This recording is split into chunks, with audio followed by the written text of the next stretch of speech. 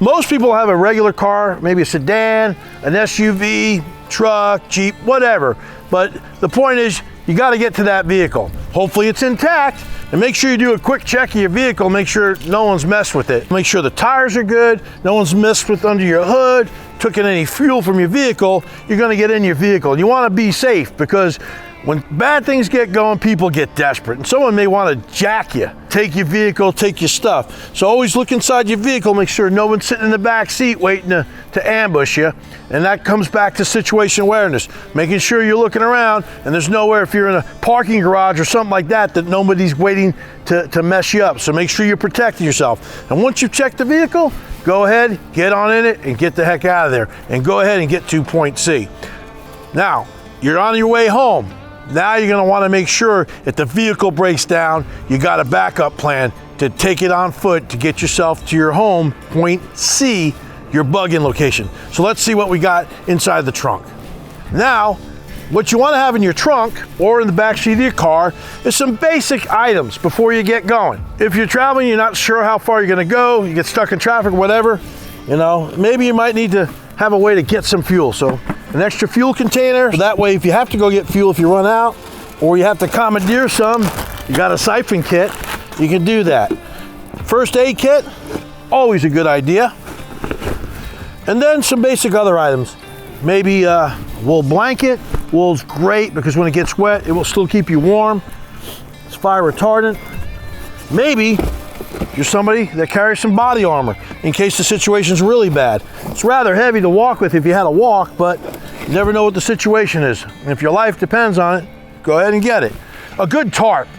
This is something great to have. It has a lot of functions, a lot of uses, and it's a ready-made shelter. And what you see here is they have the silver on the inside. So let's say you have to set up camp and you can't get all the way home.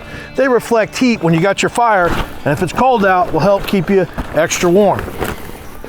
And then a get-home bag with all your survival necessities in here. So in case your vehicle breaks down and you gotta huff it, you got everything you need. Now, if you're on your way home in your vehicle, and let's say you do break down, you gotta huff it, it's pretty smart to set up a couple cache points halfway between where your work is or where you start and your home. And at those spots, you know, this is a whole nother subject, but just think about it. You can make a little action packer or one of those, you know, tough boxes, dig a little bit of a hole, put some basic supplies in there, extra water, some extra food, maybe a few extra magazines for your pistol if you're carrying a firearm. Just some things that if they get found and taken, you're not gonna really care about, but it's a good extra backup. So if you have to make a camp, you've already figured this out, you know where the routes are to get to it in case you gotta go on foot. So this is the sedan setup. It's just some basics for you to think about. What is it I'm gonna need in my car as I'm trying to get home, and for some reason I can't get there in this vehicle and I gotta go on foot, I still wanna get home. Now let's go look at a couple other vehicles that are a little bit different setups, and but it gives you something else to think about. So that's some of your average vehicles that are gonna get your home vehicle. Now I am not your average guy, and I roll around in a pickup truck, which is fairly common for most folks, but I've got mine rigged out a little extra because I don't want my situation to really succumb to me. So if I can't make it home, it's gonna be okay. I don't always roll around with all of this stuff, but if I have to, I know I'll be okay. Inside my vehicle here, I'm always looking to protect myself first off. So inside here, I've got some concealed carry pockets of my seat covers. Got my firearms ready to go if I need to protect myself. I also have various items in different locations, so if I have to defend myself, if somebody causes me a problem, that I have everything ready to go. Knives all around, flashlight, everything I need if I get into a problem and I gotta act. Inside my vehicle here, one of the big things is I've got a CB radio. And this CB radio helps you with communications so that my loved ones back home where I'm trying to get to, they also have a radio up. Some people use ham radios, which are a little better. CBs are pretty reliable, but ham radios are a lot better. I even suggest handheld walkie-talkies, because when you get within range of your home, you can check, make sure everything's good, everybody's not having a problem. Back here, I set this thing up because people can sit in here, ride in the vehicle. If we got to get out of Dodge, I can have other people come back here. I like firearms and my safety and those I love. I want to keep them safe and protected. So I've got these great tactical seat backs that go on the back of the seats, and they can be rigged out with all kinds of stuff, from first aid kits, fire starting kits. You got ammunition. I've got places where I can put magazines. I've got knives in different locations so that if I have any problems, it's good to go. I've got a rifle here, I've got a shotgun over here, and all this stuff is rigged out with extra ammunition underneath the seat here. I've got food supplies underneath there, and I got my go bag, my get home bag right there. I've got plenty of extra flashlights in here, all kinds of tools. I've got gear so that if a vehicle's stuck, I have extraction items like chains, tow straps, those kinds of things. And those are all great things up here in the front. Now in the back, I've got this toolbox which locks up.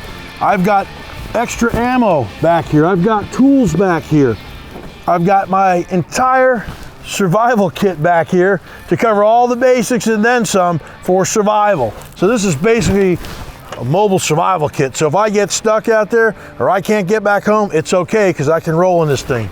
I've got extra food storages underneath these storage boxes underneath the water. I've got 25 gallons of water to drink from. I've got extra fuel cans back here. I've got my dual fuel generator, does gasoline and propane. I've got some firewood to start with. Sure, I'll chop some fire when I get there. Underneath my toolbox, I have a box of axes, timber saws. I got my bows, my slingshot for hunting. I've got snare wire, I've got fishing kits. Everything I need is underneath the toolbox in a waterproof box. I've got this here's one of those good old-fashioned, wood burning stoves. Creates heat, can cook on it, dry stuff out, to go along with a 16-foot diameter Elk Mountain Yukon canvas tent. I can erect that anywhere and live out of it, and plenty more firewood. I've got plenty of food rations here. So if you need to eat, Cliff Bars, for energy, granola bars. I've got cookingware in one of these containers, and I got plenty of great chow. Good old Chili Mac dehydrated meal. Oh, by E.J. Snyder himself. Can't go wrong with Chili Mac on a hard day. And to boot, if I should have to, I have an alternate mode of travel, and I recommend people get, there you have these bicycles that collapse and fold up that are like mountain bikes. They're easy to transport. If I got to get across water for any situation, the truck breaks down, I've got a water body between me and my home. I take my go bag. Look at this green thing right here. Believe it or not, this is a folding kayak.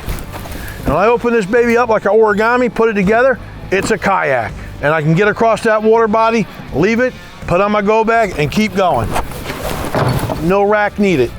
And because I don't trust anybody and there are a bunch of thieves out there, I got plenty of cable locks to make sure I secure all this stuff together and nobody takes my stuff. And on the other side of this vehicle, I've got 2 first aid kits down here, back up to the backup. More great stuff.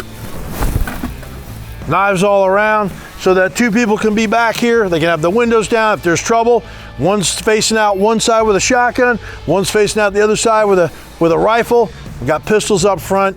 Man, if I have 3 friends with me, ain't no way we're not getting home. So that's the pickup truck. So now I understand this looks like a lot, but I'm also a survival instructor, and this is my entire survival class in here and how I survive when I go out there. This may be something that the stuff you grab when you get home to bug out from your bug-in situation, to go ahead and execute your emergency plan, which is to bug out.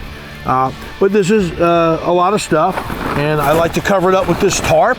That way, I lock it up with the cable locks. I don't trust folks. I cover it up, out of sight, out of mind, and people just may think I'm a normal truck rolling down the road with just a bit of a load in there. And that's easily believable.